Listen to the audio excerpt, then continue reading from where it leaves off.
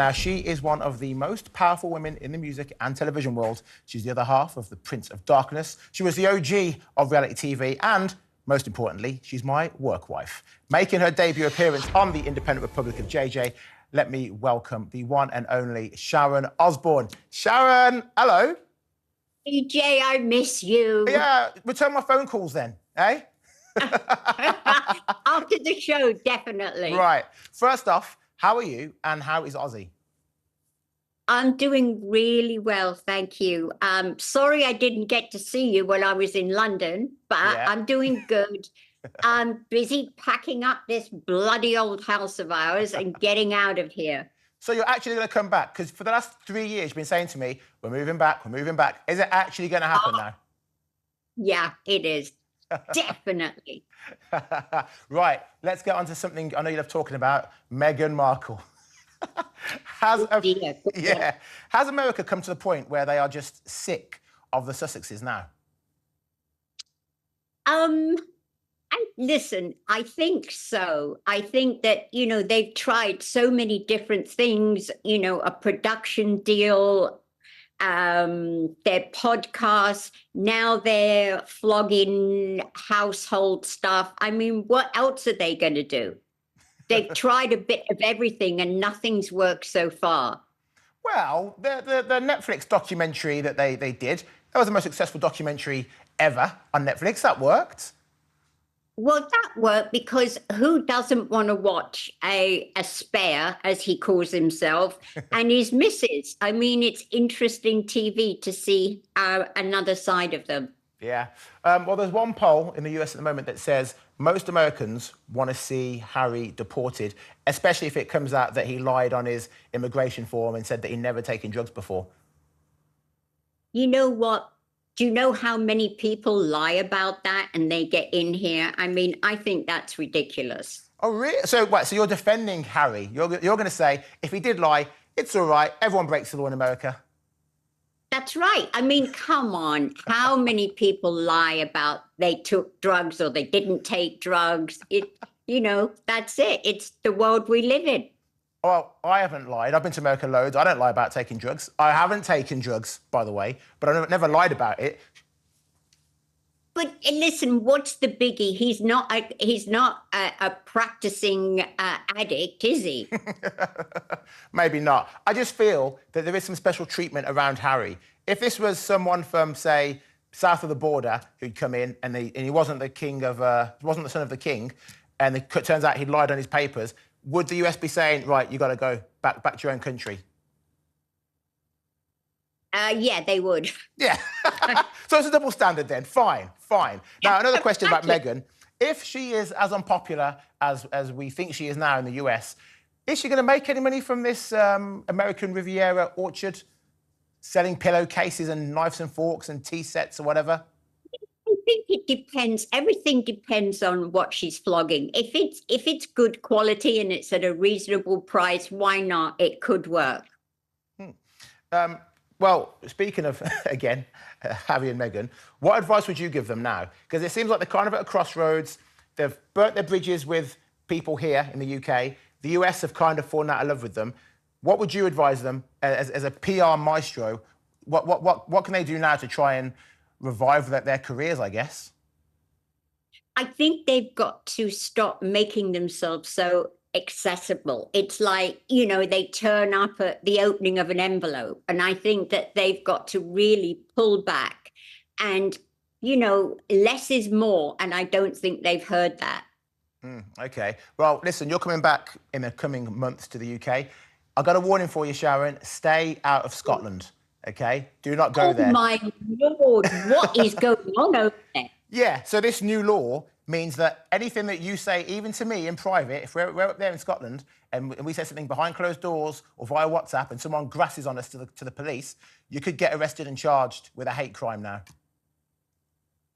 It's at a ridiculously stupid level. I mean, that is just ridiculous. It is. Well, there's some more trans news for you as well here.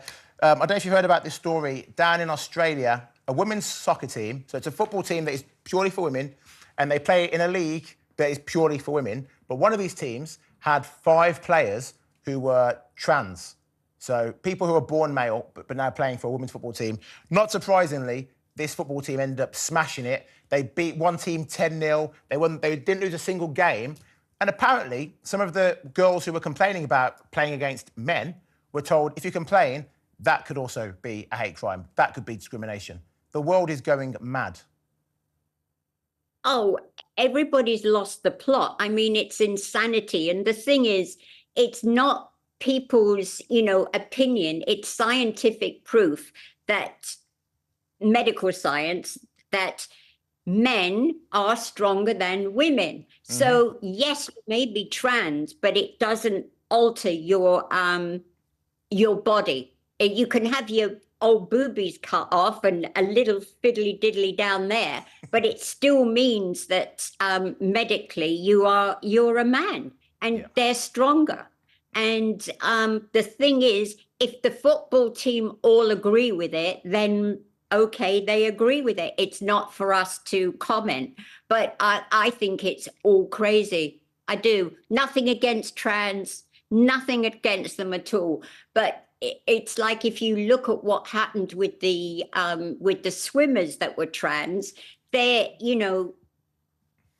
were just beating everybody. And when this person was a man, I think he was like 130th in the ratings. Yeah. And now he's, winning everything. Well, she is winning everything, I should say. I don't want to get arrested in Scotland for saying that.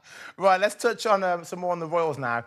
I can't stand him, but the Duke of York, he was out and about on Sunday, accompanying his brother Charles. I really think that he should just disappear and not be seen again. But for some reason, Prince Andrew, he's walking around like he's got no cares in the world. Everything's forgiven. He's one of the people again. He's part of the firm. What do you think we should do with him?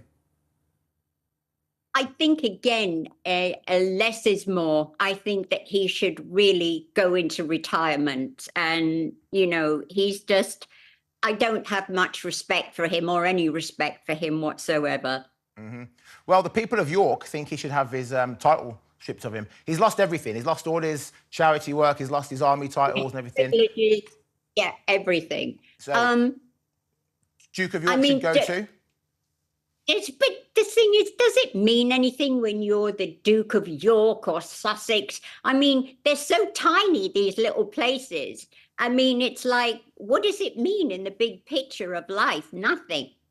Yeah, well, look, Sharon, I'm the Duke of Dudley, and you're the Duchess of Birmingham by default, by marriage. Yeah. Of course it means something. Of course it bloody does. He's just a bit of a pillock, so you just have to ignore him, hope he goes away. Yeah, well, speaking of pillocks, Joe Biden. Listen, I think Trump's going to do it. I think Trump's going to get re-elected. I think Biden is looking shaky at the best of times, but he's in hot water again because he repurposed Easter Sunday as Transgender Recognition Day. He didn't mention Easter Sunday. He didn't mention the resurrection of Jesus. Now, from my point of view, I thought America was this God-fearing country, and that would have been what he was trying to... He should have been going all out to win over the Bible Belt instead of talking about the Transgender Recognition Day. I don't even know what that really is. I think it's just another desperate move to go to the minorities, to try and, be everything to everyone. And it's a desperate attempt to reach out to trans people to say, look, I'm not against you. I love you. You can have your own day. What about Old White Women Day? When are we going to get it? You're not old. You're just a white woman. That's all. Now, last question, Sharon. You told me a little while ago that you were going to plan a farewell concert for Ozzy. Is that still going to go ahead? Yeah. Yes, it is. It's going ahead at Aston Villa next summer. Oh, so it's confirmed. You're definitely going to do it at Aston Villa? At the Villa Ground in Birmingham? Yeah. And you better be there. Well, if you actually answer my phone calls this time, then yeah, I'll be there. All right, I will. And when you come back, don't forget, we've got that podcast to sort out as well. We are. We're going to do it together. We are. Right, Sharon, thank you so much. Love you. Love you, JJ, very much. Miss you. You too. You too. All Thank you. right. Ah, Bye. you'll watch. Bye, love.